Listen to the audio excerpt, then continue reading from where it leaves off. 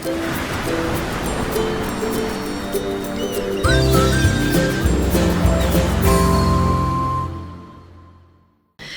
there, this is Allison with Let's Go Travel Tips. Today is Thursday, it's July 21st of 2022, and I really do think that the date today, July 21st of 2022, is going to be one of those days that kind of is a mile marker, and one of those days that we remember in the history of the cruising restart after COVID. So if you have not been keeping track, the CDC has just announced what their actual guidance is going to be for the cruise lines. And I was starting to wonder if we were going to be back. Remember when they said they were going to end the conditional sell order, and then they just started it again, and then they said they were going to end, and then they would give more guidance, and if you really wanted to sell, you had to participate, all of that. I was starting to wonder if that's where we were going to be all over again, but nope, we're not. They have released what their guidance is for the cruise lines. It is extensive. If you print it, like I looked on my computer, it would be 19 pages. They literally cover everything. But there are three things that I think that most of us think of the most when we think of what we want to know what's going on and what the CDC is asking. So first of all, with vaccines, the CDC is still recommending that everyone who sails is up to date with their vaccines. I think we expected that. The next thing is, as far as that pre-embarkation testing goes, of course, they are not requiring it, but they are saying that they hope that cruise ship operators will consider having anyone who boards their ships, all of the passengers, do a pre-embarkation COVID test. They are also recommending that the cruise lines test between back-to-back sailings. So if you're new, it's when you stay on a ship like 2 weeks, like you book a 7-day and then another 7-day on that turnaround day. They recommend that everyone is tested. So they are only recommending that testing, though. They are not requiring it, and there's really exciting news that goes with that I'll get to in just 1 minute. But then the other thing that I think so many people want to know about, at least I sure get asked about a lot, is what's going to happen if you test positive when you're on the cruise ship and you have to quarantine. Now, mind you, the cruise lines have not announced any changes with quarantine or really anything except for the one cruise line I'm going to tell you about in a minute. But the CDC is still recommending that if you test positive on board, that you go ahead and quarantine. And after you have done your quarantine time, here's what they recommend. For symptomatic travelers, so they want you to isolate for 5 days, and then if you are fever-free for 24 hours without the use of fever-reducing medication, or if your other symptoms have improved, like your loss of smell and taste may persist for weeks, but if your other symptoms are a little bit better, and you have had 2 negative tests, then you can be let out of quarantine. Now, if you are asymptomatic, they want you to quarantine for 5 days, and then they also want you to be able to show 2 negative COVID tests done at least 24 hours apart. And so that's what they are requiring, that's what they're recommending, I should say, to let people out of quarantine. I'm not quite sure that I understand quite all of that, because we know that it has been widely known that you can have COVID and then you can test positive for quite a while to come. Sometimes people do, sometimes they don't, but that is surely a consideration. Now, what is the really exciting news that has to do all with, well, and you know what, I can't quite decide. I don't know if I'm excited or not. I just get excited when things come up.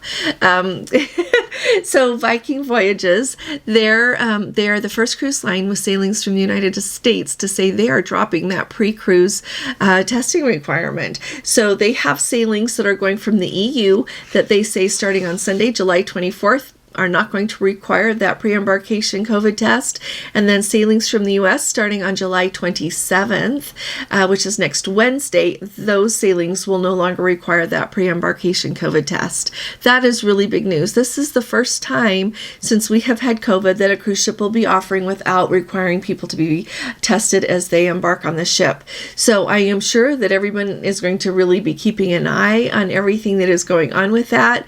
I am sure that we will hear if an unprecedented number of people on this ship have COVID, and if a lot of those people have to be hospitalized, that will be a concern.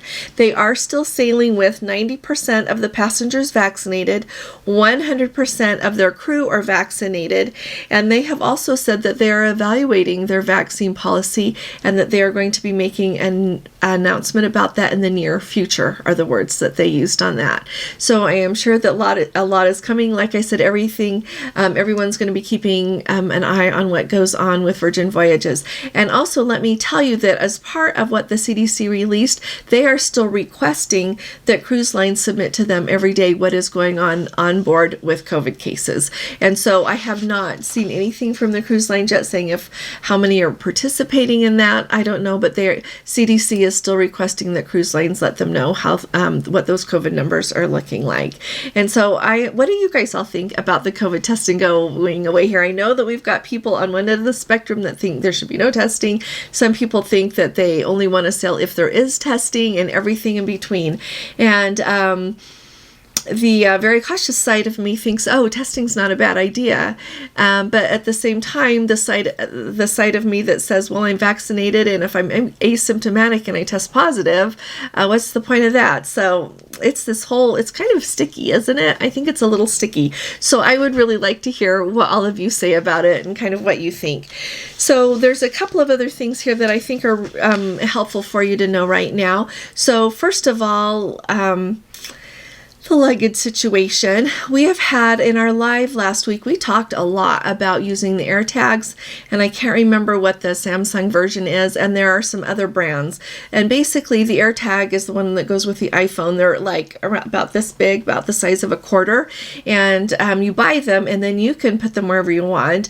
But we chose to put them in our luggage, and it sounds like a lot of people are doing that. We got the idea from our Hetty, and she's a member of our Let's Go family here, and I really appreciated her mentioning that she does it. So we did it on our trip that we just went on to Europe. And sure enough, you can always tell where your luggage is. And I thought that was very helpful, and it will be invaluable to people whose luggage is lost. And if you are wondering, like, what's the chance of knowing where your luggage is with one of those, like if you get clear home and you don't have it and your luggage is somewhere in Europe, or if you live in Europe and you've been here, like, where's your luggage? Apple has almost, maybe it's a little over 50% of the market share of cell phones. So chances are pretty high that someone with an iPhone will be somewhere near your bag to pick it up, because it works with that kind of proximity thing. I don't quite, technical things like that are not my forte. But anyway, it helps you know where your luggage always is. And so, having said, which I am really glad that we did, we could see when it was on the plane, we could see when it was out on the tarmac somewhere, like in the little carts that they drive around in, and anywhere else that it was. So that was kind of cool.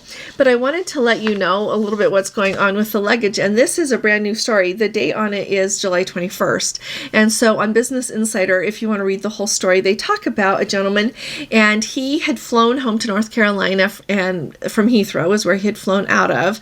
And when he got home, he waited and waited, and his luggage never showed up. And so when he asked about his luggage, the people at American Airlines said, you know what, your luggage was never scanned. We don't know where it is. Well, luckily, a very nice person who was at Heathrow saw his luggage and send him a text message. And that right there is a good reason to, on your luggage tag, have your phone number. So anyway, so they texted him and said, hey, your luggage is here in Heathrow. And so he contacted American Airlines and told them, and they said, we'll just go over to the airport there in North Carolina to straighten all of that out. And he said, well, my luggage is at Heathrow. And so to make a long story short, I think he has got his luggage back now. But he just was saying that when he was walking around Heathrow there, he was floored by how much luggage was there. He could not believe it. The other thing that I want you to remember is that he had left security for a little while when he was in Heathrow. He had flown from like Portugal to Heathrow and then home to North Carolina. And he said it took 2.5 hours to get back through security again. So I would say that no matter what airport you are flying out of, go really early, because those security lines can be just extraordinary. So do that. Another thing I would say is make sure that if you are somewhere that you have got to go through passport control, anything like that, make sure that your layover where you're going, like the flight that you, so I'm telling you this also because my sister just flew from Copenhagen to JFK back home to Salt Lake City. So when they got to Copenhagen, they were so short on workers that the flight was held to try to give people more time to get through security. It was just unreal. The security line was nuts, and then the line to get through passport control and everything was just beyond. So their flight was late getting into JFK. So make sure that your connecting layover time is long enough to allow for that flight to be late, because sometimes I think that, like I said, they waited for more people to be able to get through so they could be on their flight, which I think is great. I think it's good they did that. So just keep so much in mind, and you might want to consider one of those air tags, because if you do, and your luggage is somewhere else, at least you'll know where your luggage is, okay? I don't know if you'll be able to go get it. I don't know that, but eventually, hopefully, you'll get it back. And I have been reading some news stories that people will be home for like a month, and then they get their luggage. And so just wanted to give you another really quick heads up about that. Another really interesting thing that I wanted to tell you about, if you are planning to go to Europe right now, whether you're going on a cruise or on a land tour or just to visit family, we've been reading a lot in the news about what's been going on with the big heat wave that's been going on in Great Britain. Well, that big high pressure system is moving east. And so cities like in Germany and then in Berlin, Berlin, that's in Germany, but also like in Belgium, the Netherlands, they are also recording 100 or over Fahrenheit, 100 degrees and over Fahrenheit temperatures. And so it is amazing there. And then on top of that, we have so many big fires raging. We've got Spain and Portugal. I think a little bit in France, there's some fires, and lots of fires burning in Greece. And so you put that heat with all of that smoke, and the air quality is very low. And so if you are someone that takes that into consideration, whether with a lung condition or anything, or just a heads up, if you're going to be traveling there, be aware that that might affect your travel just a little bit. I think you'll still be able to go where you were wanting to go, but it might have a lot of smoke in the air or be really hot. So make sure that you're prepared for a lot of heat. So I felt that was valuable for you.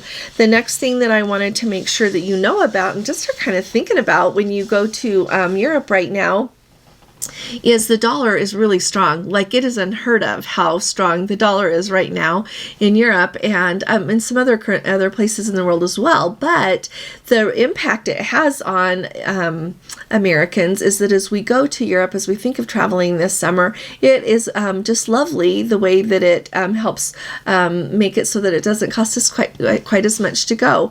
Now, when Gordon and I were in just recently in Europe, the exchange was around about $1.16 for a euro, but last Thursday it hit that the two were the same. Do they call that parity? I'm trying to remember when I was in school, but they are equal. So $1 equals €1, and that is amazing. That's like, wow. And so that means that everything costs about 16% less for you all, for anybody going right now, than it costs for us. So it affects like your hotel, like how much it costs you for your food, if you are like shopping, especially if you're buying expensive items or more luxury items, that will be more, of course it's cheaper for everything, but that's where you notice it the most is when you're buying something expensive. So do I think it's a great time to go to Europe? Absolutely. And so I just wanted to tell you about that. If you're thinking of going, this is a really good time to go as far as affordability goes. So that's everything that I've got for you today. If you have any questions about any of this, will you please let me know? If any of you are on any cruise ships anywhere in the world or have recently been, I would love to hear from you and love to hear how everything is going. I've got a couple of updates. So tomorrow I'm going to be talking to you more about updates and some more information that we've got on cruises departing here in the United States, as well as a couple of things that I've heard back from people who are sailing in the United Kingdom and Europe as well. So keep your eye out for that. And if you missed my video yesterday, it has lots of really good information. I've got 2 things to add from yesterday when I was talking to you about the things that you would want to take with you in case you test positive for COVID, like totally space the fact. Take a thermometer, absolutely, and take extra COVID tests. When we went, I took like 12 COVID tests with us, and so we brought 10 back. we used one each for the pre-embarkation testing in Rome, and then we didn't need any more. But I had taken extra just in case one of us were ill, in case we needed an extra one if something was wrong. One of the tests was defective, trying to do the test to get back into the US, but then they took that requirement away. So we brought all of those tests back with us. And that's just one of the things that's going to be happening. I clearly bought all of those. We'll eventually use them, I think. I used one of them to go on the cruise that I went on in Alaska, and I took extra there as well. So do take some extra COVID tests with you, and definitely a thermometer so that you know if you have a temperature or not. So I will be talking to you all. Oh, you know what? I didn't ask you. If you have not subscribed yet, will you please subscribe to our channel? We'd love to have you here with us. And I think it's going to really help you because there is so much to keep up with these days. And every once in a while, people will ask me things that were in a video that I just did. And I'm happy to reply. But you could be missing some really important information. So thank you. And if you appreciate these updates, would you please give this video a thumbs up? I will be talking to you all again really soon. You all take really good care. God bless you. Love you. Bye-bye.